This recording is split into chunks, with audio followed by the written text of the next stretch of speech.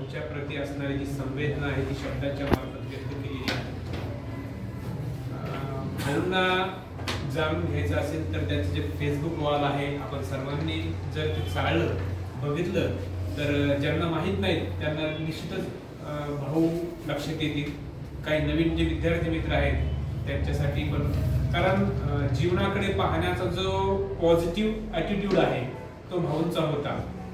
आणि म्हणजे दररोजचं जे अपडेट आहे ते अपडेट भाऊंकडं अतिशय काटेकोर होतं.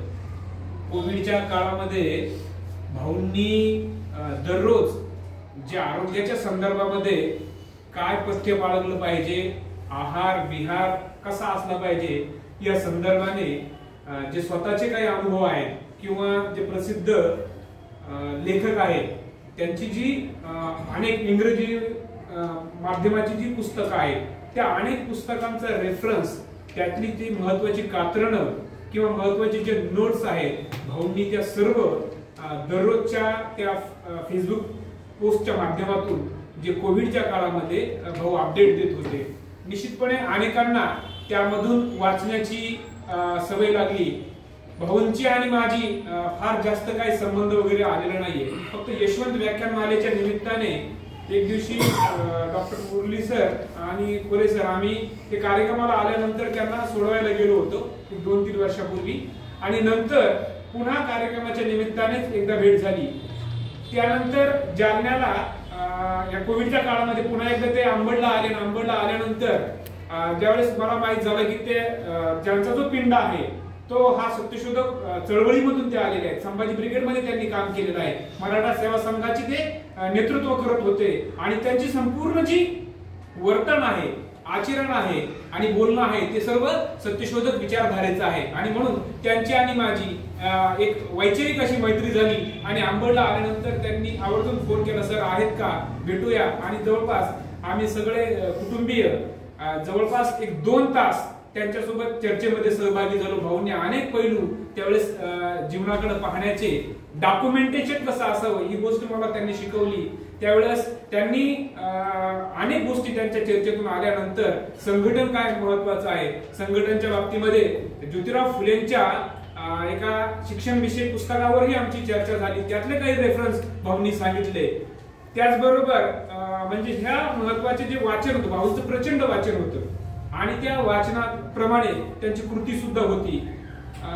त्यानंतर 19 नोव्हेंबरला आमची शेवटची भेट झाली. 19 नोव्हेंबरला माझं जे दुसरं पुस्तक आलं होतं ते दुसरं पुस्तक देण्यासाठी मी त्यांना फोन केला, भाऊ औरंगाबादला आलो, भेटायचंय.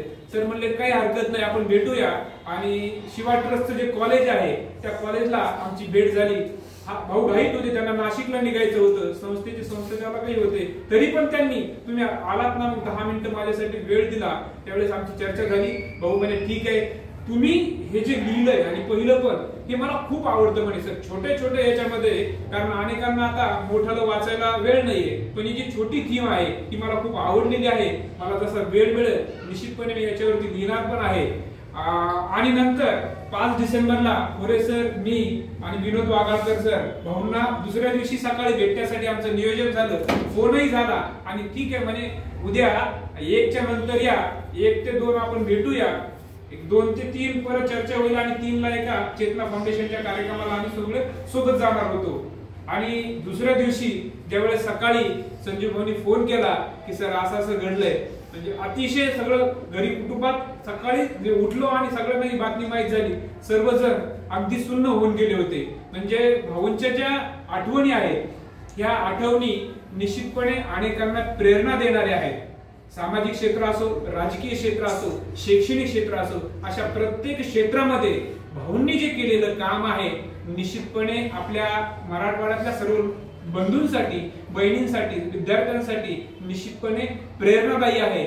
आणि याच्यातून प्रेरणा एवढीच घ्यायची की आपण जोपर्यंत हयात आहोत तोपर्यंत आपण काय पाठीमागे राहणार आहे, तर आपलं काम हे पाठीमागे राहणार आहे. आणि म्हणून भाऊच्या श्रद्धांजली सभेच्या निमित्ताने आपण सर्वांनी एवढाच वसा घेऊया, जसं सरांनी जी संतोक्ती या ठिकाणी ही विषद केली होती की उत्तमाची कीर्ती जी आहे ती कीर्ती फक्त पाठीमागे उरणार आहे. कारण मरण सरल्यानंतर, मृत्यूनंतर आपल्या हयातीमध्ये आपण जेही केलेलं आहे मग ते वेगवेगळ्या संघर्षाच्या माध्यमातून असेल. भाऊंच्या बाबतीमध्ये अनेकांचा जो समज होता की भाऊ प्राध्यापक वगैरे नव्हते, तर भाऊ एक उत्तम असे कार्यकर्ता होते. आणि भाऊंनी यशवंतराव चव्हाणावरती जे लिहिलेलं जे पुस्तक आहे ते पुस्तक फार महत्वाचं आहे. आणि त्यामध्ये त्यांनी यशवंतराव चव्हाणांच्या बाबतीमध्ये ज्या काही आठवणी आहेत, यशवंतराव चव्हाणांचं जे चरित्र आहे ते चरित्र त्या निमित्ताने विद्यापीठाने त्याचं ते पुस्तक प्रसिद्ध केलं होतं.